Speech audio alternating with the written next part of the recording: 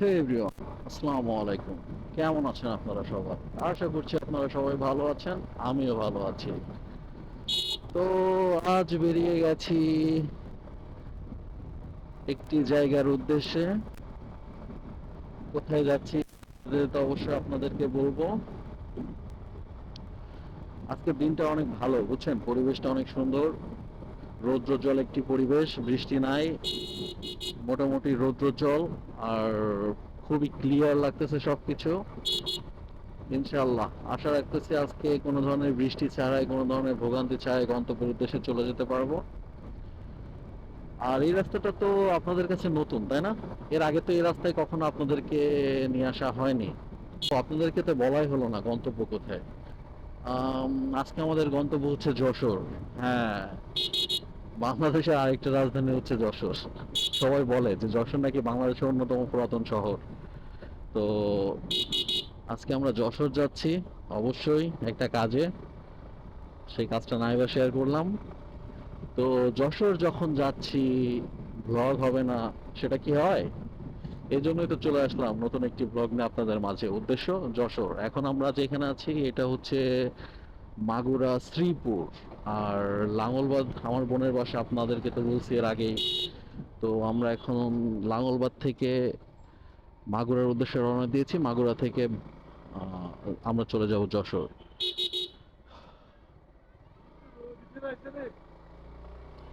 তো চলুন, বেশি কথা না বাড়িয়ে আমরা যেতে থাকি। এটা হচ্ছে শ্রীপুর বাজার, মাগুরা শ্রীপুর থানা, খুবই নামকরা। আশেপাশের অনেকেই চিনে থাকবেন মাগুরা শ্রীপুর বাজার। এই দেখুন শ্রীপুর বাজার লেখা আছে সাইনবোর্ডে, দেখতে পাচ্ছেন নিশ্চয়ই, সড়ক বিভাগ মাগুরা। আর এটা হচ্ছে শ্রীপুরের ব্রিজ। আমরা এই ব্রিজ দিয়ে চলে যাব মাগুরার উদ্দেশ্যে। এটা হচ্ছে নদী। তো চলুন, চলতে চলতে আপনাদেরকে অনেক কিছুই দেখাবো। সামনে গিয়ে আবার কথা বলছি।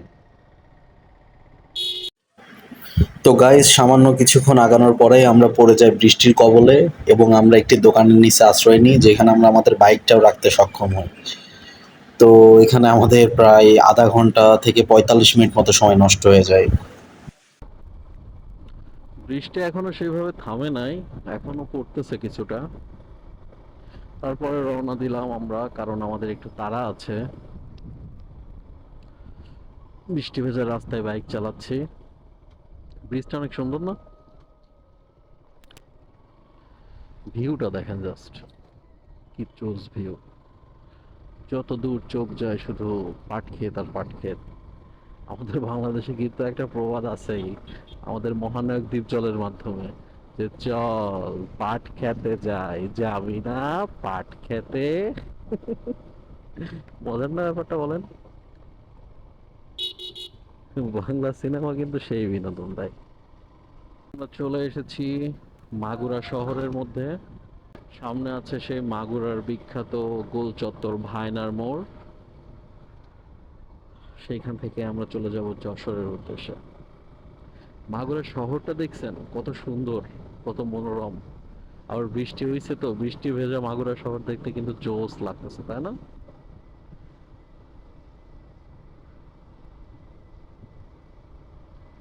আসলে মাগুরা শহরটা কিন্তু অনেক সুন্দর আছে। দেখুন, এটা হচ্ছে মাগুরা সার্কিট হাউস।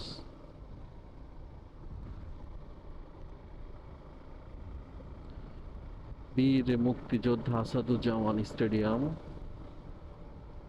বৃষ্টি আবার পড়তেছে, আবার বৃষ্টি চলে আসছে গাইস। তা আমরা এখানে আবার আশ্রয় নিচ্ছি। এখন আপনারা যে দৃশ্যটা দেখতে পাচ্ছেন সেটি হচ্ছে যশোর সিটি প্লাজা শপিং মলের সামনে। তো এখন আমরা যশোর থেকে বিদায় নিচ্ছিলাম, তখন ঘড়িতে বাজে রাত 8টা 50, মানে অলমোস্ট 9টা। আর আমার বাইকে তখন অনেক অনেক বেশি ব্যাগ ভর্তি মাল বাঁধা ছিল, যেটার ওজন ছিল প্রায় 60 কেজি। আশা করছি এখন আপনারা ছবিতে দেখতে পাচ্ছেন যে আমার বাইকটা কি পরিমাণ লোডেড। আরও একটি আছে, হচ্ছে পেছনে আমার আছে দুলাভাই, তার কোলের উপরে আরও একটি পার্সেল আছে, সেটার ওজন অলমোস্ট 10 কেজি তো হবেই। তো আপনারা শেষ যখন দেখেছিলেন যে আমরা বৃষ্টির মধ্যে মধ্যে একটি জায়গায় দাঁড়িয়েছিলাম, তখন ঘড়িতে সময় ছিল হয়তো সকাল 11:30। তো তখন ওই বৃষ্টিতে অলমোস্ট আধা ঘন্টা ওইখানে আমরা দাঁড়িয়েছিলাম। ওই বৃষ্টিটা কোনো রকম একটু কমার পরে আমরা আবার বের হই। তো বের হওয়ার পরে কি হয়, 2 থেকে 3 কিলোমিটার আসার পরেই ভাইন্নার মোড় থেকে যশোর ঢুকে 2-3 কিলোমিটার আসার পরে আবার শুরু হয়ে যায় ঝুম বৃষ্টি। তো সেই বৃষ্টির মধ্যে মনে করেন আমরা দাঁড়িয়ে থাকি আবার আধা ঘন্টা। আবার আধা ঘন্টা পরে একটু যখন বৃষ্টি কমে যায় তখন আমরা আবার রওনা করি। এভাবে আবার একটু আবার রওনা করার সঙ্গে সঙ্গে আবার বৃষ্টি চলে আসে, তখন আমরা আবার দাঁড়াই। আবার মনে করেন তখন চলে আসে ঝুম বৃষ্টি। তখন এইভাবে আরও আধা ঘন্টা নষ্ট হয়। পরে রাস্তায় মাঝখানে আরও 2-3 জায়গায় আমাদের দাঁড়াতে হয়। পরে লাস্ট যে জায়গাটায় দাঁড়াই ওইখান থেকে যশোর ছিল অলমোস্ট 13 কিলোমিটার মতো হবে। তো সেইখানে এসে আমরা সব থেকে বড় বাধাটা পাই আর কি বৃষ্টির। অলমোস্ট 1 ঘন্টা 40 মিনিটের মতো আমাদেরকে সেখানে এক ঠায় দাঁড়াইতে হয় বৃষ্টির জন্য। আর এত জোরে বৃষ্টি হচ্ছিল এই বছর, অন্তত এত জোরে বৃষ্টি আমি কোথাও দেখিও নাই, পাইও নাই।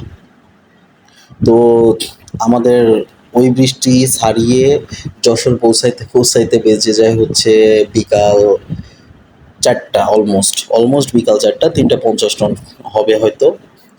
তো এরপরে তো আমরা আমাদের কাজে ঢুকে যাই। আমি আমাদের বাইকটা রাখি হচ্ছে সিটি প্লাজা শপিং কমপ্লেক্সের পাশে। শপিং কমপ্লেক্সের সরি, সিটি প্লাজা শপিং কমপ্লেক্সের পাশে না, নিচে ওইখানে পার্কিং আছে গ্রাউন্ড ফ্লোরে, ওইখানে রাখি। ওইখানে রাখার পর আমরা মার্কেটে ঢুকি। এই যে ব্যাগ বান্ডিলগুলো দেখতে পারলেন, যে পার্সেল বা মালামালগুলো আমরা নিয়ে যাচ্ছি, এগুলোই মূলত কেনাকাটার কাজ করছিলাম। এগুলো কিনতে কিনতে আমাদের মনে করেন এই যে এখন দেখতে পাচ্ছেন ঘড়িতে রাত 9টা বাজে, 9টা বেজে যায়। এই আর এত এত বৃষ্টি হয়েছে সারা রাস্তা, যার কারণে আপনাদেরকে কিচ্ছু দেখাইতে পারি নাই। অনেক ইচ্ছে ছিল আপনাদেরকে অনেক কিছু দেখাবো, অনেক কিছু জানাবো, অনেক ইচ্ছে ছিল, কিন্তু কিচ্ছু পারলাম না শুধুমাত্র বৃষ্টির কারণে। এত পরিমাণ বৃষ্টি, মানে এত বৃষ্টির মধ্যে কি গোপ্রো দিয়ে ভিডিও করা সম্ভব বলেন? আপনার নষ্ট হয়ে যাবে তো যত ওয়াটারপ্রুফ হোক। অনেক ভারী বৃষ্টি হচ্ছিল। আর তাছাড়াও বৃষ্টির মধ্যে ভিজে আমাদের অবস্থাটা এতই খারাপ হয়ে গেছিল যে আমার আর কথা বলতে ইচ্ছে করতেছিল না। তো এখন মনে করেন রাত 9টা বাজে, সকাল 8টায় বাসা থেকে খেয়ে বের হয়েছিলাম। রাত 9টা বাজে, 12 ঘন্টা 13 ঘন্টা, এই 13 ঘন্টা একদম কিছু না খাওয়া, এক গ্লাস পানিও খাই নাই। এত পরিমাণ মানে ভোগান্তি হয়েছে, এত ভোগান্তি আমার জীবনে আর আমি কোনোদিনও শিকার হইনি ভোগান্তির। তো যাই হোক, অবশেষে সব কাজ শেষ করে এই যে ব্যাগ বান্ডেলগুলো নিয়ে আমরা এখন রওনা দিতে সক্ষম হয়েছি। কিন্তু আসলে এইসব বাইকে কি ব্যাগ হ্যান্ডেল টানা যায় আপনারাই বলেন? এগুলো তো মাল টানা বাইক না, তাই না? তো খুব বেশি কষ্ট হচ্ছিল এটা আমি বাইক চালানোর সময়। মনে করেন আমরা 2টা মানুষ ছিলাম, প্রায় আমাদের দুজনেরই ওজন হবে হচ্ছে 150 কেজির মতো। আমাদের দুজনের ওজন হবে 150 কেজির মতো। যদি আমাদের দুজনের ওজন হয়, তার উপরে মাল ছিল 60 কেজি ওজন। তো 200+ কেজি ওজন, 210-20 কেজি ওজন হবে।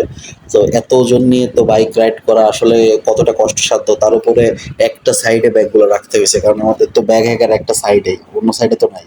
মানে এত ভোগান্তি হয়েছে। আর বাইকের ওপরে যে কি প্রেশার গেছে বন্ধুরা, এটা আপনাদেরকে জাস্ট বলে বোঝাইতে পারবো না। এমনকি এইখান থেকে ঘুরে আসার পর আমার বাইকে তো মনে করেন অলমোস্ট ভালো টাকা খরচ হয়ে গেছে। বাইকের পেছনের মনে করেন চাকার বেয়ারিং ভেঙে গেছিল ওভারলোডের কারণে, বেয়ারিং চেঞ্জ করা লাগছে। সামনের স্পোকেট ক্ষয় হয়ে গেছিল, বেঁকে গেছিল। জাস্ট ভাবুন বন্ধুরা, কি পরিমাণ ওভারলোড হইলে সামনের চেন স্পোকেট বেঁকে যেতে পারে।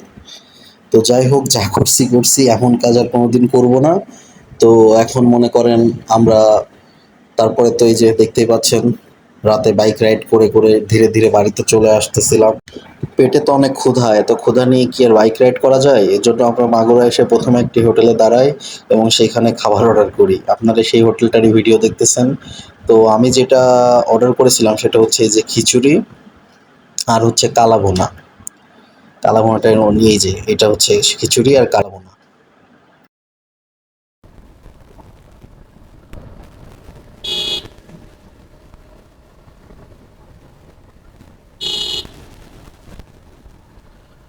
গাইস, খুবই অবিশ্বাস্য একটি দিন গেল। এত কষ্ট আমি আমার লাইফের আগে করছি কিনা সন্দেহ আছে। এখন ঘড়িতে সময় 11টা 2 মিনিট, রাত 11টা 2 মিনিট। আমার হ্যাঁ বন্ধুরা, রাত 11টা 2 মিনিটে আমি আমার দুলাভাইকে তার বাসায় মানে লাঙ্গলবাদ নামিয়ে দিয়ে আবার লাঙ্গলবাদ থেকে শেখপাড়া যাচ্ছি আমার বাড়িতে। কারণ রাত পোহালে আপনাদের ভাবির পরীক্ষা আছে, আর পরীক্ষার জন্য আমাকে যেতেই হবে, কারণ সকাল 9টার মধ্যে হলে পৌঁছাইতে হবে। তো আমি মনে করেন এত জার্নি করে এসে এখন ঘুমাইলে আমি আবার ওই সকাল 7টায় উঠে আমার শেখপাড়া যাওয়া সম্ভব হবে না, এই জন্য আমি রাতেই চলে যাচ্ছি, যাতে আপনাদের ভাবির কালকে পরীক্ষার হলে দিয়ে আসতে আমার কোনো অসুবিধা না হয়। আর এটা হচ্ছে আমার শেখপাড়ার রাস্তা। এর আগেও হয়তো আপনাদেরকে দেখাইছি শেখপাড়া টু লাঙ্গলার যে রাস্তাটা আমি আসা যাওয়া করি সেটা। তো এত রাত করে আর আপনাদেরকে কি দেখাবো বলেন, বাইকের হেডলাইটের আলো ছাড়া তো আর কিছু দেখতে পারবেন না। এই জন্য অনেক বেশি কথা না বাড়িয়ে ভিডিওটা এইখানেই শেষ করছি।